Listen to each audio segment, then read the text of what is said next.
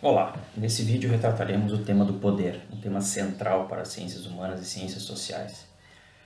O poder, numa primeira definição, pode ser entendido a partir do latim potere, o direito de deliberar, agir ou mandar, né? Ou seja, uma relação que se dá entre homens, mulheres, indivíduos, grupos, que são sujeitos e objetos do poder.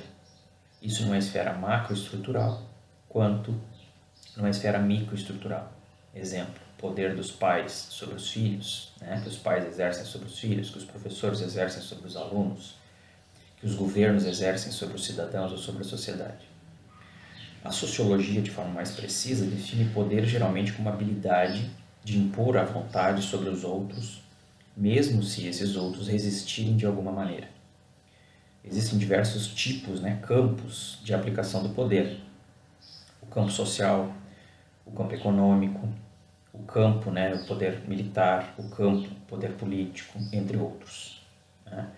Cabe ressaltar que foram importantes para o desenvolvimento da atual concepção do poder trabalhos como os desenvolvidos por autores como Michel Foucault, que desenvolve a microfísica do poder na segunda metade do século XX, Max Weber, um clássico das ciências sociais da sociologia, que vive entre o final do século XIX e o início do século XX, que vai falar sobre a questão da dominação, e Pierre Bourdieu, que vai estabelecer um sociólogo contemporâneo também, que viveu no século XX, que desenvolve uma analítica social por meio da questão dos campos, do espaço social e do acúmulo, da busca que os indivíduos desencadeiam no universo social em torno do acúmulo de determinados tipos de capital ou de poder. Do ponto de vista da ciência política, essa ciência social mais específica, o poder é entendido, tradicionalmente, como a capacidade de impor algo sem alternativa para a desobediência. Poder político, nesse sentido, como reconhecido como legítimo, que é o caso das democracias contemporâneas, e sancionado, então, como executor da ordem estabelecida, ele coincide com a autoridade, que é diferente de autoritarismo. Mas também há poder político distinto dessa perspectiva, e até oposto a essa perspectiva. Exemplos são as revoluções ou as ditaduras militares. Existem algumas definições do poder, do ponto de vista clássico, que entendemos importante colocar nesse vídeo. O poder visto de forma atual e o poder visto de forma potencial. O que seria o poder atual? É aquele que se dá na prática, no cotidiano. O potencial, o poder potencial ou uma potência de realização do poder é a capacidade, a oportunidade de produzir poder, de produzir efeitos. Existe, da mesma forma, uma concepção substancialista do poder, que é inclusive uma concepção tradicional. O que seria essa concepção substancialista do poder? Que coloca o poder como uma coisa que se possui e que se usa conforme o interesse. Uma certa substância que alguém ou alguns grupos deteriam em detrimento de outros que não deteriam. Também existe uma concepção subjetivista do poder, que vê o poder como a capacidade de se obter certos efeitos ou de se provocar intencionalmente o comportamento de outrem, ou seja, uma capacidade adstrita aos indivíduos, do ponto de vista subjetivo, que ao colocar em prática determinadas estratégias, tendem a obter determinados resultados a partir da influência do comportamento dos outros. E existe também uma concepção, que me parece uma concepção mais bem elaborada e mais contemporânea, do poder, que é a concepção relacional do poder, aquilo que se chama de uma teoria triádica do poder, que se dá a partir de 3 elementos. O elemento A, quem domina a relação; o elemento B, quem recebe a força do poder sobre si; e o elemento C, que se refere justamente à esfera sobre a qual se exerce o poder, tendo em vista que as relações de poder elas são circunscritas a esferas determinadas, a campos específicos, segundo, por exemplo, colocou Bourdieu, o campo religioso, o campo científico, o campo político e etc., tem as suas respectivas regras, suas respectivas circunstâncias de exercício do poder. Nesse sentido, o poder de A em determinado campo não se repete necessariamente em outros campos. né? Por exemplo, o poder que um professor exerce na sala de aula, que é o campo educacional, não é necessariamente o mesmo tipo de poder que ele pode exercer ao estar em contato com outros grupos sociais em outras instâncias sociais, certo? Em algumas instâncias sociais, algumas relações ele pode estabelecer uma relação de poder, em outras relações sociais, em outras instâncias, ele pode ser aquele que recebe o poder de uma forma mais específica, né? Há uma alternação nesse sentido do papel e da posição que os sujeitos, então, estabelecem nos distintos ambientes em que eles interagem, né? Do ponto de vista das características, né, a gente pode dizer que o que é necessário para que exista o poder, né? Para haver poder é preciso, em primeiro lugar, uma intenção de alguém ou de algum grupo, no sentido de provocar o comportamento de outro alguém. É preciso, então, que haja interesse, né? Se não houver uma intenção clara em produzir o comportamento de outro, influenciar o comportamento de outro, você não tem o exercício do poder necessariamente, né? Então, nesse sentido, o poder social pode ser visto como a capacidade de determinar intencionalmente ou de forma interessada o comportamento dos outros, né? Autores como Max Weber, que já citamos aqui da sociologia, chamava isso de ação social, né? O que seria uma ação social para o Weber? Aquela ação subjetiva, intencional de um indivíduo ou de um grupo que pratica essa ação, tendo em vista a ação dos outros, ou tendo como pano de fundo o objetivo de influenciar o comportamento de outros, né? Nesse sentido, a gente pode continuar dizendo que para que haja poder é preciso também, para além da intenção, da intencionalidade, do interesse, que o comportamento de B, ou seja, daquele que recebe a influência do poder, seja voluntário, embora nem sempre livre. Ou seja, o poder, diferentemente da violência, é uma relação social que se estabelece, mesmo que de forma hierárquica, né? Não sob condições igualitárias, mas, apesar de se dar sob relações não igualitárias, ele sempre permite àquele que recebe o efeito do poder se posicionar, diferente da violência que impede a manifestação do sujeito de um dos sujeitos envolvidos na relação social, né? Então é sempre livre essa relação, embora obviamente desigual, hierárquica, né? De todo modo, o que faz com que a capacidade de determinar o comportamento de outro, como se diz na ciência política, né, ou nas ciências sociais de forma geral, se exerça, né? O que faz exatamente com que esse exercício do poder aconteça? Em primeiro lugar, há a necessidade de os mecanismos ou recursos utilizados, né, que depende da sua eficácia, de estarem adequados ao ambiente, ao lugar, né, aos valores predominantes naquele lugar. Exemplo, riqueza, em sociedades como a capitalista, força ou habilidade física, se forem ambientes caracterizados, por exemplo, pela perspectiva atlética, competitiva, informação ou conhecimento, se for, por exemplo, relacionado a um poder existente, né, nas relações que se dão nos ambientes acadêmicos ou científicos, prestígio, notoriedade, né, se for relacionado a sociedades hierarquizadas e competitivas, e assim sucessivamente, né? Segundo lugar, é preciso que se saiba, que se tenha habilidade ou que se empregue os recursos no sentido de um exercício do poder. Ou seja, não basta você ter acesso a mecanismos, a recursos adequados, se você não os utilizar intencionalmente para exercer o poder, né? No terceiro momento, é preciso ainda que os valores daquele que recebe os efeitos do poder se coadunem, né? Sejam próximos dos interesses daquele que aplica, que exerce o poder. Daí a importância de temas como o da estabilização do poder, ou seja, que uma alta probabilidade de ações contínuas de B se harmonizem com as relações, né, em relação às ações praticadas por A, ou seja, estabelecendo aí relações de comando e obediência, que geralmente são consolidadas por meio de aparatos administrativos, né, que envolvem, por exemplo, a questão da burocratização, que foram trabalhadas por autores como Max Weber, certo? Dando continuidade a essa questão, é possível dizer que também para que haja essa relação de poder, é importante o papel das percepções sociais, ou daquilo que se chama na sociologia das imagens sociais do poder, que influenciam a esfera de atuação do poder. Essas percepções, então, elas advêm da consciência coletiva, segundo autores como Durkheim, bem trabalharam. Vamos dar um exemplo. Se temos uma sociedade em que predomina a descrença na polícia, como instância política que seja efetivamente capaz de combater a criminalidade, isso tende a gerar um crescimento, né, desse imaginário social, dessa consciência coletiva, um crescimento de uma sensação de insegurança e de impunidade social, o que tende, por sua vez, também a acarretar um descrédito das instâncias governamentais, certo?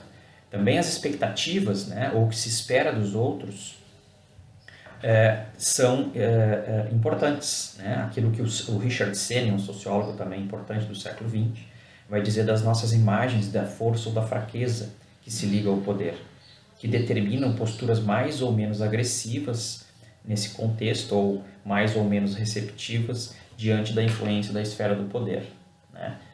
O Sennett é um autor importante porque ele vai dizer que, neste sentido, a perspectiva do poder representa, do ponto de vista das subjetividades, uma relação por meio da qual os indivíduos constroem, do ponto de vista imagético, né, a relação de força ou de fraqueza em relação a figuras de autoridade e às instituições. E isso é um elemento importante para que essas mesmas relações de poder se estabeleçam nessas relações e nessas instituições de forma mais precisa, menos precisa, mais potente, menos potente, né?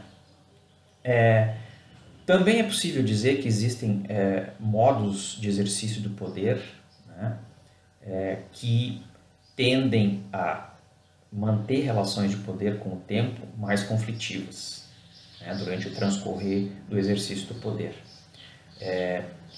Esses fatores que envolvem essa conflitualidade das relações de poder, elas advêm de outras coisas, por exemplo, do ressentimento, que pode surgir, né, diante dessa situação de desvantagem que uns têm em relação a outros durante essas relações, como elas se estabelecem. Também advém dos antagonismos da vontade de valores, que por vezes podem ser valores muito distintos, o que tende a gerar conflitos de forma mais precisa, né, durante a transição dessas relações de poder. Pode-se dizer também da mesma forma que existem formas de exercício do poder que preservam relações conflitivas no início e no fim. Ou seja, existem formas de exercício de poder que são formas negativas, né? Exemplos: a coerção ou a coação, a ameaça do uso da força diante do outro para que o outro faça aquilo que queremos. Essa é uma forma negativa do uso do poder porque ela tende a gerar ressentimentos e revanches, né, do ponto de vista da continuidade desse exercício do poder. Uma outra forma negativa do uso do exercício do poder é o exercício pela força, ou, como alguns dizem, pela violência, né? Quando as alternativas daquele que recebe o exercício do poder são eliminadas no sentido de poder se manifestar. Alguns autores, inclusive, dizem que é preciso distinguir poder de violência, porque, como dissemos, né, anteriormente, se o poder se dá do ponto de vista de relações, mesmo que desiguais, mas que permitem a esses indivíduos, adstritos a essa relação, se manifestarem, mesmo que diante de relações desiguais, a violência, por outro lado, é aquela que impede um dos indivíduos ou dos grupos relacionado a esse convívio de se manifestar, né? Então é diferente, poder é uma coisa nesse sentido e violência é outra, certo? Também temos uma forma negativa de exercício do poder advindo da manipulação, né? Ou seja, quando alguém influencia o comportamento de outro se utilizando de recursos, por exemplo, que escondam, né? Que não explicitem as reais intenções que o levam a influenciar o comportamento do outro, né? Então aí nós temos o caráter oculto para B das intenções de A, né? Então seriam formas negativas de exercício do poder. Ao mesmo tempo, existe uma avaliação que leva em consideração os modos positivos ou as formas positivas de exercício do poder, né? Que podem preservar relações conflitivas no início, né? Porque as relações sociais de poder elas são conflitivas, tendem a ser conflitivas, mas estas aqui, vistas como modos positivos de exercício do poder, tendem a, com o tempo, estabelecer formas mais consensuais de relações sociais. Um dos exemplos é a influência, né? É quando A influencia o comportamento de B sem se utilizar de ameaça, né? Muitas vezes ele determina o comportamento dos outros a partir da sua própria postura, das suas próprias ações, das suas próprias práticas, né? A persuasão é outra característica importante de um modo vista enquanto um modo positivo de exercício do poder. É quando A determina o comportamento de B, né, usando-se dessa linguagem, indicando explícita e abertamente as razões que o levam a tomar essa atitude. Então, na persuasão, nós temos aqui uma explicitação dos motivos pelos quais eu, por exemplo, enquanto ator que estou exercendo influência sobre o comportamento do outro, por que eu quero que esse outro aja de determinada maneira. E nós temos também a autoridade, né, como exercício, um modo de exercício do poder positivo. Autoridade sempre em contraposição ao autoritarismo. Nesse sentido, a autoridade é quando B obedece a A porque reconhece como válida para os seus próprios valores a ordem de A.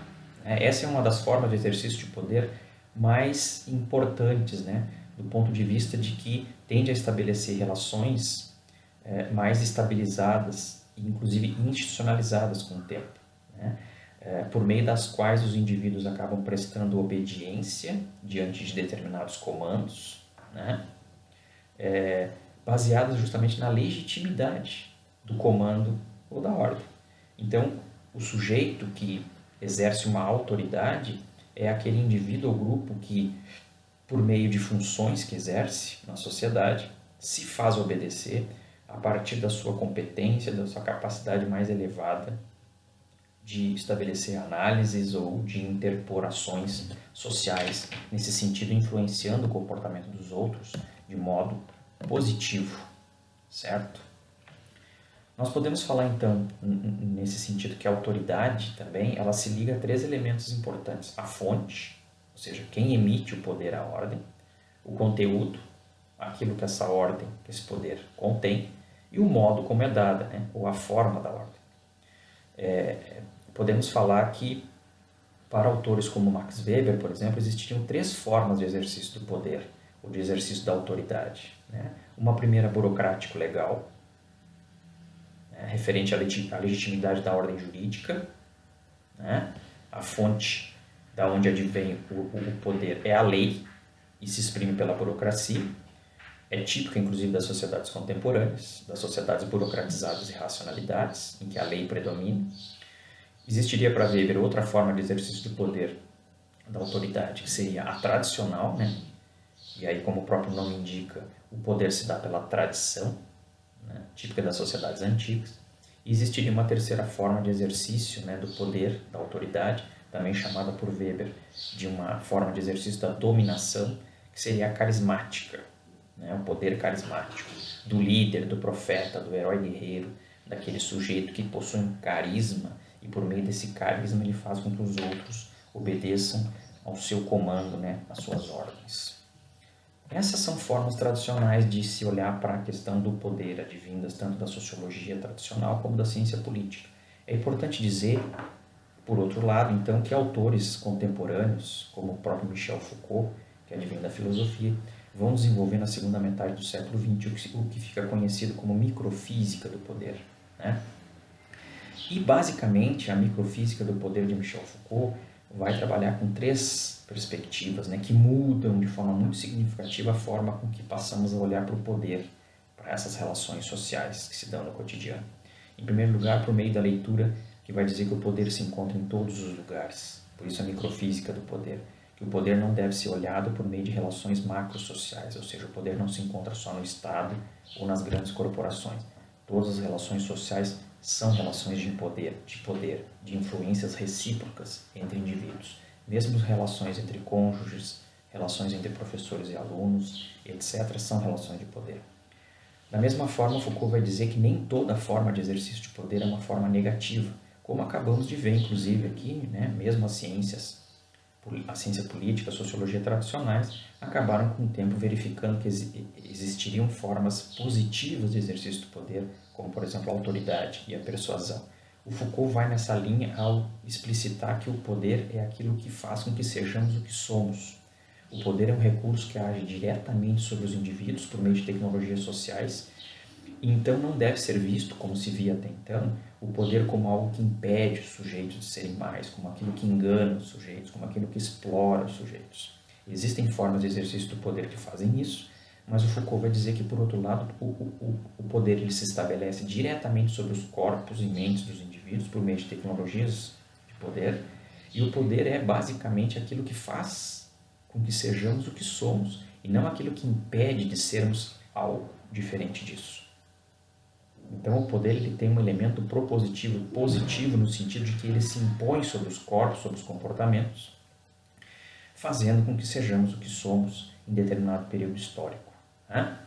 E um terceiro elemento, né, que está ligado a essa microfísica do poder é que para Foucault o poder ele está normalmente alicerçado em relações ou em formas específicas de saber, de conhecimento, né? Principalmente nas sociedades modernas, democráticas, que precisam legitimar o exercício do poder, ou seja, não são mais formas de exercício do poder que se dão via aplicação da força, precisam, portanto, legitimar essa atuação.